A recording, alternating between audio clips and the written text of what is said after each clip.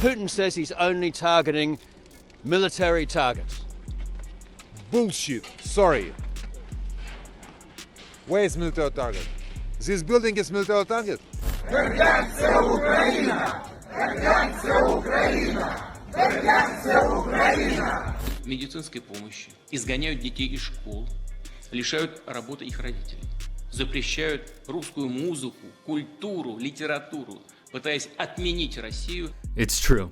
A Russian dictator just said the West is trying to cancel his country. With round-the-clock, earth-shaking bombings, Russia is turning Ukrainian cities in its crosshairs into a living hell. Помогите! Это город жилой, жилые дома, СОС!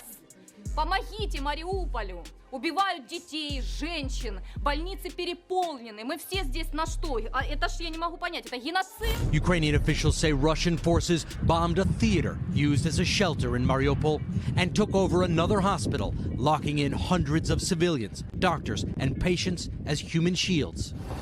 Elsewhere, Russia bombed a market in Kharkiv. You know, not that Putin is trying to use his own words, cancel neighboring Ukraine from its existence. The trenches are where the rockets land every night. The military onslaught continues. In Kiev, 2 residential buildings were shelled by Russian forces this morning. But this is not an army in full control of its destiny. He accused the West of trying to cancel Russia and called the Ukrainian government Nazis pursuing nuclear and biological weapons, including COVID. He vowed to cleanse Western-minded Russians, calling them traitors. Not the talk of a man who seems interested in peace. As the war rages on with a madman leading the charge, many have spoken out. After his win in Dubai, number 7 ranked Andrei Rublev, who hails from Moscow, wrote 3 words on the camera in Sharpie: "No war, please." In the post-match presser, he told the media, "You realize how important it is to have peace in the world and to respect each other no matter what, to be united. It's about that. We should take care of our earth and of each other. This is the most important thing." Rublev would go on to win the tournament. It's true. I think we don't have to be, or I'm not going to be selfish in talking about sport and my career, which is very important to me. But I think right now it's more about our future and our life, really. It's more than a sport right now.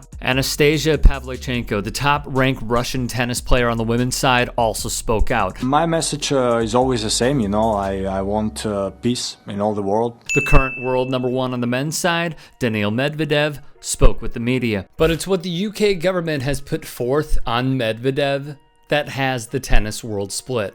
Let's introduce Sports Minister Nigel Huddleston.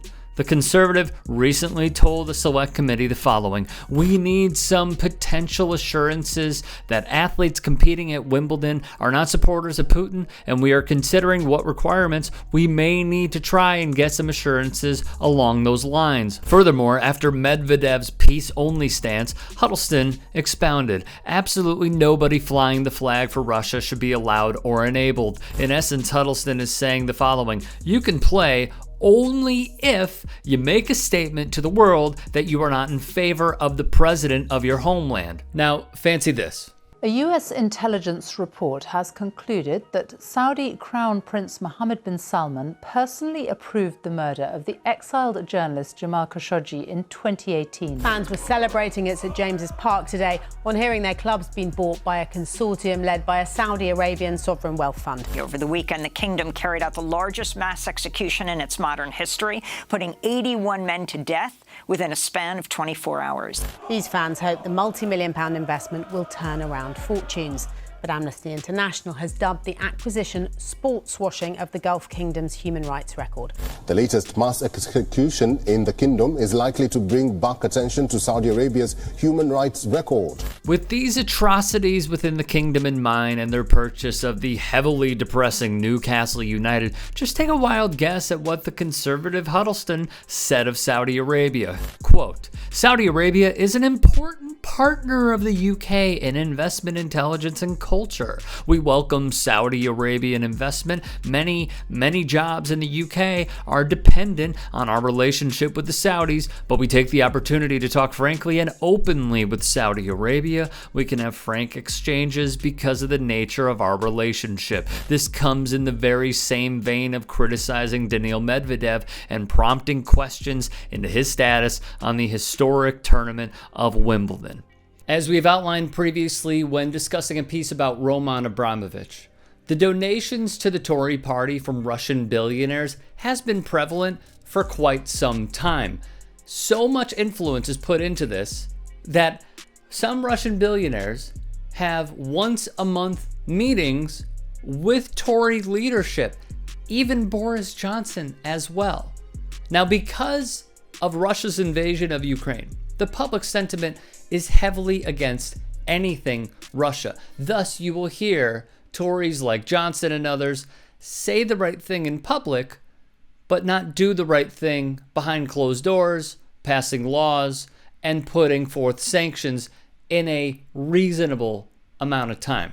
However, it should be noted, one of Newcastle United's new board members after the Saudi-backed takeover is a major Tory donor who bankrolled Boris Johnson's leadership campaign. Jamie Rubin, 34 years of age, has given almost £800,000 to the Conservative Party. He reportedly now owns a 10% stake in the football club, Newcastle United, as part of a consortium with PCP Capital Partners and the Sovereign Wealth Fund of Saudi Arabia. Thus, what did this do? Provide cover for a regime with a treacherous human rights record and set themselves up to buy a professional football club in England to reshape its image. In fact, Boris Johnson visited Saudi Arabia in a £14,000 all expenses paid trip just 2 weeks before Mr. Khashoggi's murder. He was a backbench MP at the time. His reaction was at odds with repeated claims by Downing Street that he did not interfere in the row over the Saudis' frustrated attempt to buy Newcastle. On the Medvedev front, The Nation's Dave Zirin wrote, "This is repellent. Medvedev might have an opinion, he might have no opinion. He might live in Seychelles for tax purposes, for all I know. But demanding that he have the correct political perspective in order to play is repulsive, a truly slippery slope. I hope Medvedev does denounce Putin, but not through coercion. This isn't like with Djokovic, unless they think Medvedev will spread Putin cooties all throughout the locker room."